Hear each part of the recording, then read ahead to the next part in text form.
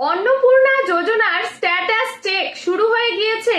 কোন স্ট্যাটাস থাকলে আপনাকে ক্লেম করতে হবে এবং কোন স্ট্যাটাস থাকলে ক্লেম করার দরকার নেই, কি করলে আপনি দ্রুত টাকা পাবেন, এই সব কিছু আজকের এই ভিডিওতে জানিয়ে দেব। তবে আপনি যদি এই চ্যানেলটিতে নতুন হয়ে থাকেন তাহলে অবশ্যই এই চ্যানেলটি সাবস্ক্রাইব করবেন। তো চলুন ভিডিওটি শুরু করি। এই নিয়ে কি আপডেট রয়েছে জেনে নিন। প্রথমে স্ট্যাটাস সম্পর্কে বলে দেই, আপনাদের স্ট্যাটাস যদি এখন অ্যাপ্রুভ থাকে তাহলে কি বলেছে জানুন। দেখুন, এখানে বলেছে যে আপনাদের স্ট্যাটাস যদি অ্যাপ্রুভ বা ভেরিফাইড থাকে তাহলে সাধারণভাবে নতুন করে আপনাকে ক্লেম করার দরকার নেই, কারণ এর অর্থ আপনার আবেদন যাচাই হয়ে অনুমোদন হয়ে গিয়েছে এবং টাকা এখন অ্যাকাউন্টে না হইলে এখন আপনাকে আপনার ব্যাংক অ্যাকাউন্টে গিয়ে যোগাযোগ করতে হবে এবং ব্যাংকে কোনো সমস্যা রয়েছে কিনা, আপনার অ্যাকাউন্টে কোনো প্রবলেম হয়েছে কিনা সেই তথ্যগুলো আপনাকে যাচাই করতে হবে। বিশেষ করে রয়েছে যেমন আধার লিঙ্ক, ডিবিডি এবং ব্যাংক অ্যাকাউন্টের তথ্য ঠিক রয়েছে কিনা সেইটা দেখে নেওয়া অত্যন্ত গুরুত্বপূর্ণ।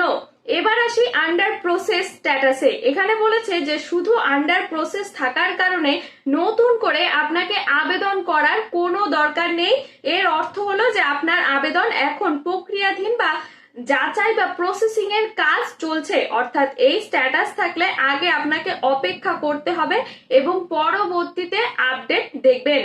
এবার আসি সবচেয়ে গুরুত্বপূর্ণ অংশে, যেমন রিজেক্ট। এখন যদি আপনার আবেদনটি রিজেক্টেড দেখায় তাহলে প্রথমে দেখতে হবে যে কেন আপনার আবেদনটি রিজেক্ট হয়ে গেল এবং এর কারণ মানে বাতিল যে হয়েছে, এখন আপনি আবেদন বাতিলের কারণ দেখার সুযোগ রয়েছে বলে রিপোর্টে জানা গিয়েছে। এখন তো আপনি দেখতে পারবেন যে আপনার আবেদনটি কেন বাতিল হয়ে গিয়েছে, তারপরে আপনি সেই সঠিক তথ্য থাকা সত্ত্বেও ভুলের কারণ আবেদন জানবেন এবং তাহলে পোর্টালে গিয়ে আপনি ক্লেম করতে পারবেন।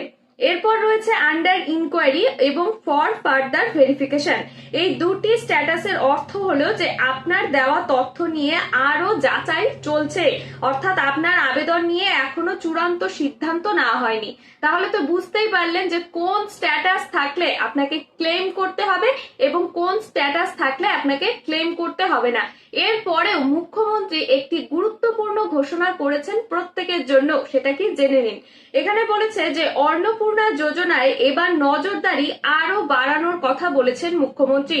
সরকারের পক্ষ থেকে জানানো হয়েছে যে কোনো যোগ্য মহিলা যদি টাকা না পান তাহলে তার প্রশাসনের কাছে তুলে ধরা যাবে। দেখুন, এখন যদি কোনো যোগ্য মহিলা টাকা না পেয়ে থাকেন তাহলে কি হবে, প্রশাসনের কাছে এই বিষয়টি তুলে ধরা যাবে।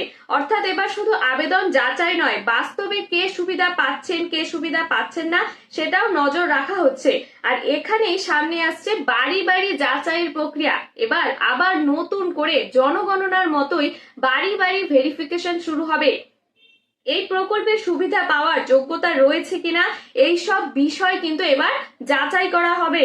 এবার আসি যাদের নাম বাদ পড়েছে তাদের কথায়। দেখুন, প্রায় 17 লক্ষ আবেদন এই পর্যায়ে আটকে বা বাদ পড়েছে বলে রিপোর্টে জানানো হয়েছে। এর মধ্যে আধার ও ব্যাংক সংক্রান্ত তথ্যের জন্যই বিশেষ আবেদন বাতিল রয়েছে।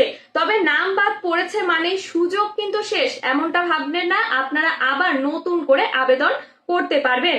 প্রায় 1,45,00,000 মহিলা কিন্তু এই তৃতীয় কিস্তি 3,000 টাকা এই 17 আগস্ট থেকে 20 আগস্টের মধ্যে পেয়ে যাবেন এবং 17 আগস্ট থেকে 20 আগস্টের মধ্যে আপনারা পেয়ে যাবেন। তাই আজকের এই খবর কিন্তু আপনাদের প্রত্যেকের জন্য অত্যন্ত গুরুত্বপূর্ণ। আর এরকমই যদি সরকারি গুরুত্বপূর্ণ আপডেট পেতে চান তাহলে অবশ্যই এই চ্যানেলটি সাবস্ক্রাইব করবেন আর ভিডিওটি ভালো লাগলে লাইক কমেন্ট শেয়ার করবেন।